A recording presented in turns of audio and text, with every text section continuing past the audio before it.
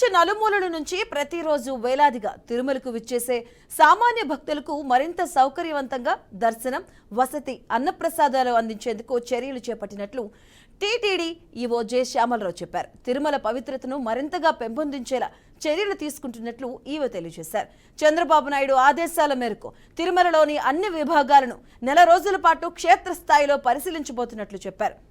ఇక మాతృశ్రీ తరిగొండ వెంగమాంబ అన్నప్రసాద భవనంలో ప్రతిరోజు 2 లక్షల మంది భక్తులకు అందిస్తున్నటువంటి అన్నప్రసాదాలు, పాలు, తాగునీరు నాణ్యతను మరింత పెంచేందుకు చర్యలు తీసుకున్నామన్నారు.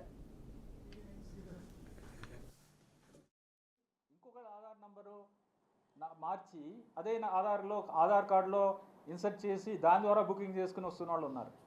కొంతమంది అయితే 200 సార్లు చేసుకున్న వాళ్ళు కూడా ఉన్నారు. ఆధార్ నంబర్ని 200 ఫేక్ ఐడీస్ పెట్టి బుకింగ్ చేసుకున్న వాళ్ళు కూడా ఉన్నారు. ఇవన్నీ కూడా ఐడెంటిఫై చేశాం. ఇవన్నీ కూడా బ్లాక్ చేయడానికి చర్యలు తీసుకున్నాము. ఇప్పుడున్న ఏంటంటే బేసిక్ ఇష్యూస్లో కూడా మనము దాన్ని ప్రివెంట్ చేయలేకపోయాం అనేది అది నిజంగా చాలా ఆశ్చర్యంగా ఉంది. ఎందుకు చేయలేదు అనేది ఏదైతే అబ్జర్వ్ చేసామో వాటిని కంప్లీట్గా ప్లగ్ చేస్తామో. ఆధార్ ఒకటి, multiple use of mobile number ఒకటి, ఈమెయిల్ ఐడీస్ ఒకటి, అవన్నీ కూడా బ్లాక్ చేయడం జరిగింది.